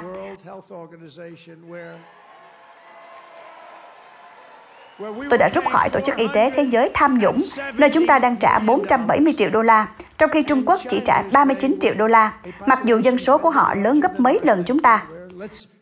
Vấn đề là ở chúng ta chẳng biết dân số của mình bao nhiêu. Họ đã để quá nhiều người vào dưới thời Biden. Nhưng giả sử dân số của chúng ta là 325 triệu, Trung Quốc có 1,4 tỷ người, chúng ta đã phải trả 470 triệu đô la, và Trung Quốc chỉ trả 39 triệu đô la. Và Trung Quốc lại điều hành toàn bộ chương trình. Vì vậy, tôi đã nói, cảm ơn, nhưng không, tôi rút lui. And Biden came back in, and he signed up. And they knew we could have signed up for 39 million or less. He came back in and he signed up for the same as what they were paying before, almost $500 million. Now, that's a lot of money, but it's nothing compared to the trillions of dollars that they waste. But that's the way it is. Họ mời tôi quay lại với mức đóng góp 39 triệu, nhưng tôi vẫn từ chối vì cảm thấy đó là một trò lừa đảo. Tôi không thích thế. Và Biden đã quay lại và ký vào, đóng góp y như trước đây. Ông ấy nói, không, chúng ta sẽ quay lại ngay. Được rồi, tôi có thể hiểu điều đó. Nhưng bạn vào với mức 39 triệu. Họ có thể thỏa thuận với mức 39 triệu. Nhưng họ đã ký lại với mức 472 triệu đô la. Và tôi đã rút khỏi Hội đồng Nhân quyền Liên Hiệp Quốc, một tổ chức hoàn toàn ghê tởm. Trong 3 tháng, chính quyền của tôi đã đưa về nhà 46 con tin và công dân Mỹ bị giam giữ ở nước ngoài. Chúng tôi không trả một đồng nào, chúng tôi không trả tiền. Các bạn biết đấy, nếu bạn trả tiền, những vụ bắt cóc sẽ ngày càng tăng lên. Chúng tôi không trả tiền. Mỗi lần Biden đưa người trở lại, ông ấy phải trả 6 tỷ đô la. 6 tỷ! 3 lần họ đưa 3 con tin về. Ôi, thật là một thỏa thuận công bằng. Chúng tôi trả bao nhiêu? 6 tỷ đô la. Đợi một chút, 3 người thôi mà. 6 tỷ đô la. Điều đó không đúng. Ý tôi là nó thật sự không đúng. Họ không có ý tưởng gì. Thành thật mà nói, những người này thật sự vô cùng bất tài và ngu ngốc. Chúng tôi đã đưa về nhiều hơn trong vài tuần so với số lượng mà Biden đưa về trong cả 4 năm. Và chúng tôi không phải trả một đồng nào. Chúng tôi đã khiến Mexico trao trả 29 thủ lĩnh cartel lớn nhất của họ cho chúng tôi.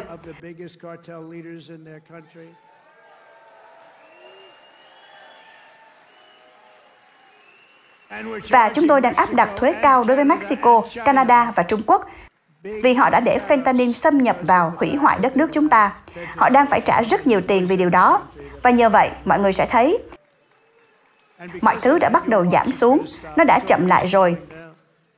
Trong vòng 6 tuần, chúng tôi cũng đã bắt giữ được những kẻ khủng bố chịu trách nhiệm cho vụ tấn công giết chết 13 binh sĩ Mỹ trong vụ Abergate. Tôi đã được biết họ. Tôi đã làm quen với các gia đình ở đó rất nhiều. Họ đã bị tàn phá trong suốt cuộc rút lui thảm họa từ Afghanistan. Và chúng tôi đã đưa tên khủng bố này về nước. Ý tôi là, chúng tôi đã đưa tên đó về Mỹ. Chúng tôi đã bắt được hắn. Họ đã tìm kiếm hắn suốt nhiều năm. Nhưng chúng tôi đã bắt được hắn. Mất 1 tháng để làm điều đó. Nhưng chúng tôi đã làm được. Điều đó là sự vô trách nhiệm tột cùng, có lẽ đã khiến Putin quyết định tấn công Ukraine, vì họ đã không bao giờ có ý định làm như vậy. Nếu tôi là tổng thống, chiến tranh giữa Ukraine và Nga sẽ không bao giờ xảy ra. Chắc chắn là không. Chúng tôi đã chấm dứt việc sử dụng luật pháp như một công cụ chính trị và đã sa thải các công tố viên do Joe Biden chỉ định. Những người này là các công tố viên cực đoan của Mỹ, trừ khi đó là một người chính trị như tôi. Các bạn biết đấy, tôi đã bị điều tra nhiều hơn cả Al Capone, tên gangster vĩ đại nhất trong lịch sử. Nếu Al Capone ăn tối với bạn và nếu ông ta không thích bạn, bạn sẽ chết. Bạn sẽ nằm dưới một công trình nào đó trong một tòa nhà lớn hoặc sân thể thao đang phát triển. Và tôi đã phải chịu đựng hơn Al Capone rất nhiều lần trong quá trình bị điều tra. Các bạn nghĩ sao? Thích không? Tôi không thích thế. Tôi không thích điều đó. Chúng tôi đã loại bỏ những quan chức FBI cấp cao, những người tham nhũng và đã làm sai lệch các nguồn lực mà họ đã gửi đi để điều tra những bà mẹ hay những người bị bắt trong vụ J6. Những gì họ đã làm với những người bị bắt trong vụ J6 thật là tồi tệ, trong khi họ chẳng làm gì với những người đã chiếm đóng Portland và Seattle. Họ thực sự đã chiếm đóng một phần lớn của Seattle hay ở Minneapolis, các bạn nhớ không? Chúng ta đã thấy thảm họa đó khi họ nói, không, đây là một cuộc biểu tình hòa bình. Người dẫn chương trình CNN, người mà có tính cách như một con kiến, người này không phải là một người thích hợp cho truyền hình. Anh ta đã nói, không, cuộc biểu tình này rất hòa bình, rồi anh ta bị ném một viên gạch vào người. Và qua vai anh ta, cả khu Skyline của Minneapolis đang bốc cháy. Các bạn còn nhớ không? Cả khu Skyline đang cháy. Và tôi phải cẩn thận về người đàn ông đó, một trong những người mua quảng cáo vĩ đại nhất trong lịch sử thế giới, Mike Lindell. Không ai là người mua quảng cáo giỏi hơn ông ấy. Ông ấy đến từ Minnesota. Không, hãy chúc mừng ông ấy. Ông ấy là người mua quảng cáo vĩ đại nhất trong lịch sử. Nếu ông ấy mua quảng cáo của tôi đã có thể có gấp 10 lần quảng cáo. Không có kênh truyền hình nào mà không có quảng cáo gối của ông ấy. Nhưng ông ấy thật tuyệt vời và đang làm rất tốt. Và ông ấy có một người vợ mới xinh đẹp. Tất cả những điều đó và tôi rất tự hào về ông ấy. Nhìn kìa, ông ấy đang nắm tay vợ. Họ đang nắm tay nhau. Tôi rất tự hào về điều đó. Thật là tuyệt. Thường thì vào thời điểm này, nhiều người mà tôi biết Mike, và lúc này thì họ đã chia tay rồi. Nhưng nhìn kìa, ông ấy vẫn đang nắm tay. Tôi thích điều đó. Tôi đã ân xá cho hàng trăm tù nhân chính trị đã bị đối xử tồi tệ. Chúng tôi đã thành lập một lực lượng đặc nhiệm mới của Bộ Tư pháp về thiên vị chống lại người Cơ đốc. Đây là một vấn đề lớn. Tôi đã tước quyền an ninh của các đặc vụ tình báo bị hủy hoại. Những người đã nói dối về chiếc máy tính xách tay của Hunter Biden. Chiếc máy tính xách tay từ địa ngục. Các bạn còn nhớ chiếc máy tính xách tay từ địa ngục không? Các bạn còn nhớ chiếc máy tính đó không? Khi bạn có 51 đặc vụ, họ nói, ôi là Nga làm đó, Nga làm hết, Nga làm hết. Và tất cả đều là những thứ kinh khủng, ghê tởm. Bạn chưa thấy hết nhưng thực sự đó là chiếc máy tính xách tay. Nhân tiện, một phóng viên rất thông minh của New York Post đã viết một cuốn sách có tên là The Laptop from Hell. Bạn nên đọc quyển sách đó, nó thực sự nói lên sự thật. Nó kể về những sự thật. Ông Devine, Người vĩ đại, bà Vine, cô ấy đã viết một cuốn sách tuyệt vời thực sự, The Laptop from Hell. Chúng tôi cũng đã chấm dứt quyền an ninh của gia đình tội phạm Biden và chính Joe Biden vì ông ta tham nhũng. Và tôi đã cấm tất cả sự kiểm duyệt của chính phủ và khôi phục quyền tự do ngôn luận tại Mỹ. Chúng ta có tự do ngôn luận. Trước đây, chúng ta không có tự do ngôn luận. Tôi đã chấm dứt tất cả các chính sách không hợp pháp về cái gọi là đa dạng, công bằng và hòa nhập trong toàn bộ chính phủ liên bang và khu vực tư nhân. Và tôi đã ban hành chính sách chính thức của chính phủ Mỹ rằng chỉ có hai giới tính, nam và nữ.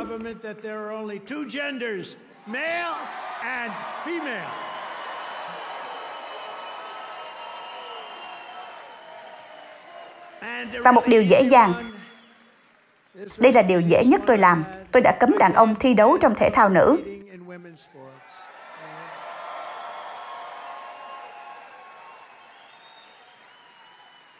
Bạn biết đấy, họ luôn nói rằng đó là vấn đề 80-20. Không, tôi nghĩ đó là vấn đề 97-3.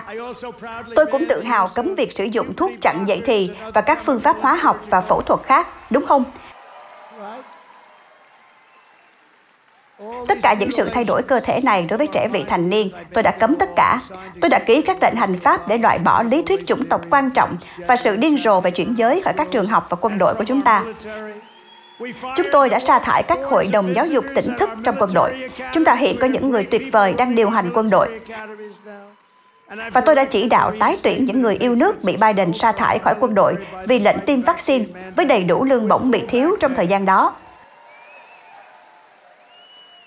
Sau nhiều năm không đạt được chỉ tiêu, quân đội của chúng ta đột nhiên có số lượng tuyển quân cao nhất trong 30 năm qua. Mỗi ngành quân đội đều đang lập kỷ lục. Đừng nghĩ về điều đó. 6 tháng trước, bạn và tôi đều đang đọc rằng không ai muốn gia nhập quân đội.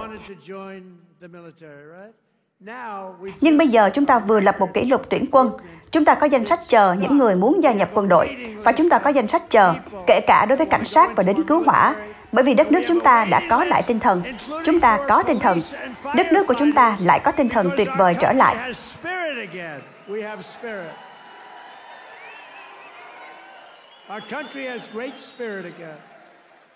Tháng trước, tôi đã ký một lệnh hành pháp lịch sử để bắt đầu quá trình xóa bỏ Bộ Giáo dục Liên bang và trả giáo dục về lại cho các tiểu bang. Chúng tôi sẽ gửi lại cho các tiểu bang. Chúng tôi sẽ gửi lại cho các tiểu bang để họ quản lý. Ý tôi là, chúng ta có thể làm tệ hơn được nữa không?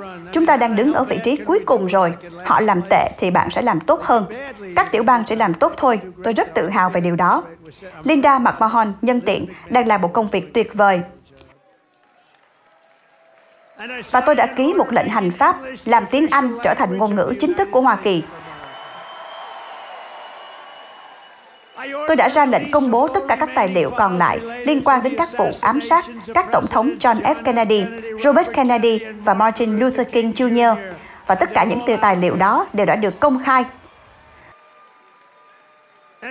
Và tôi đã rất hài lòng khi đổi tên Vịnh Mexico thành Vịnh của Mỹ.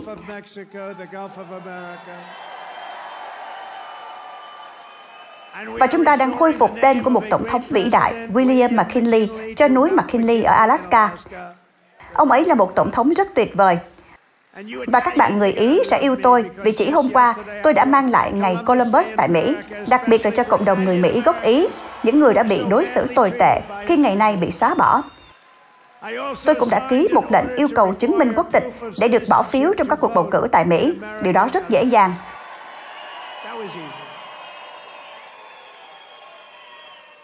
Và đảng Dân Chủ đã phản đối tôi về vấn đề này. Nghĩ mà xem, tại sao họ lại không muốn có thẻ cử tri? Vì họ muốn gian lận. Tại sao họ lại không muốn có chứng minh quốc tịch? Vì họ không muốn chúng ta biết. Chúng ta tin tưởng tất cả mọi người. Họ chỉ muốn gian lận. Đó là tất cả những gì họ muốn làm. Nghĩ mà xem, không có thẻ cử tri. Ở Michigan, bạn tuyệt đối không được phép để việc bỏ phiếu theo lựa chọn xếp hạng xảy ra tại đây. Không bao giờ. Chúng ta đã làm tất cả những điều này chỉ trong 14 tuần. Đó là một điều. Hãy nhớ rằng 100 ngày qua, chúng ta đã làm tất cả những điều tôi đã nêu và còn nhiều điều khác nữa. Chúng ta đang đếm ngược và mọi thứ sẽ ngày càng tốt hơn. Hãy chờ xem kết quả của một số việc mà chúng ta đang làm trong những tuần và tháng sắp tới. Chúng ta sẽ thông qua cắt giảm thuế lớn nhất trong lịch sử Mỹ.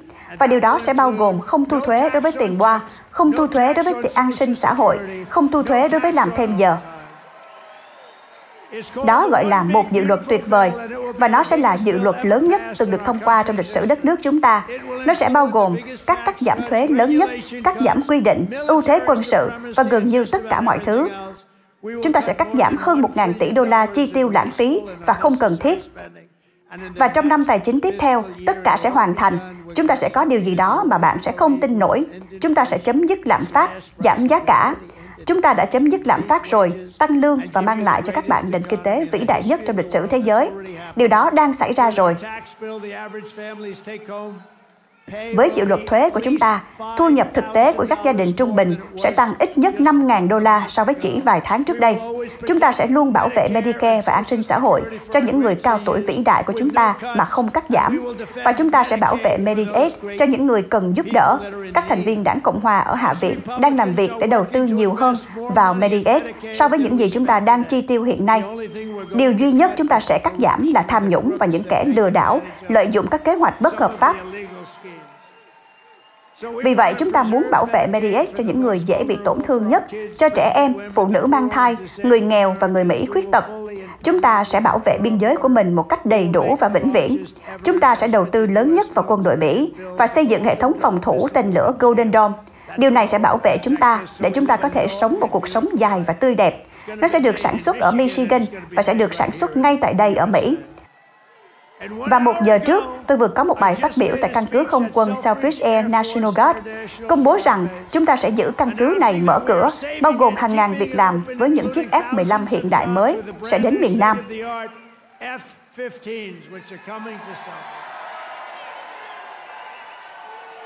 Và chúng ta sẽ đánh bại tội phạm bạo lực và cung cấp cho cảnh sát sự hỗ trợ, bảo vệ, tài nguyên và sự tôn trọng mà họ xứng đáng có được. Tôi sẽ bảo vệ quyền tự do tôn giáo và tôi sẽ bảo vệ quyền giữ và mang vũ khí. Chúng ta sẽ kỷ niệm 250 năm thành lập nước Mỹ vào năm 2026 và chúng ta sẽ dạy con cái chúng ta yêu đất nước, tôn trọng lịch sử và luôn luôn tôn vinh lá cờ vĩ đại của nước Mỹ. Và một ngày gần đây, các phi hành gia Mỹ sẽ cắm lá cờ lên hành tinh sao Hỏa. Điều đó sẽ xảy ra rất sớm. Mỗi ngày trong chính quyền của tôi sẽ tiếp tục sống theo khẩu hiệu. Lời hứa đã được đưa ra, và bạn đã thấy điều đó rồi. Lời hứa đã được thực hiện, từ Marquette đến Midland, từ Meno đến Saginaw, và từ Lansing đến ngay tại đây, hạt Macomb. Chúng ta đứng trên vai những người yêu nước Michigan máu đỏ, những người tuyệt vời. Tôi yêu các bạn Michigan.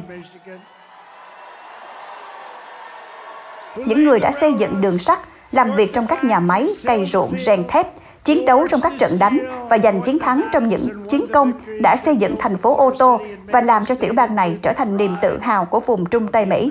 Và các bạn biết không, chúng ta sẽ làm cho nó trở nên vĩ đại hơn bao giờ hết. Nó đã xảy ra rồi.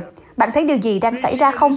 Michigan là tiểu bang đã mang lại cho chúng ta dây chuyền lắp ráp, Motown, Ford, General Motors, Chrysler và đưa thế giới vào tay lái ô tô. Và dưới sự lãnh đạo của chúng ta đang làm cho nó ngày càng vĩ đại hơn mỗi ngày. Và ngành công nghiệp ô tô ở Michigan sẽ sớm, và điều này sẽ xảy ra rất sớm. Nó đã bắt đầu rồi. Họ đang ký hợp đồng trái phải vì chính sách thuế và thuế quan của tôi, những chính sách mang tính thường thức và thiên tài, sẽ trở nên lớn hơn, mạnh mẽ hơn và tốt hơn bao giờ hết. Nó sẽ tốt hơn bao giờ hết. Và điều đó sẽ không hề gần bằng. Các công ty sẽ đổ xô trở lại Michigan. Chính những người yêu nước như các bạn đã xây dựng đất nước này. Và vào ngày 5 tháng 11 năm 2024, chính những người yêu nước như các bạn đã cứu đất nước của chúng ta.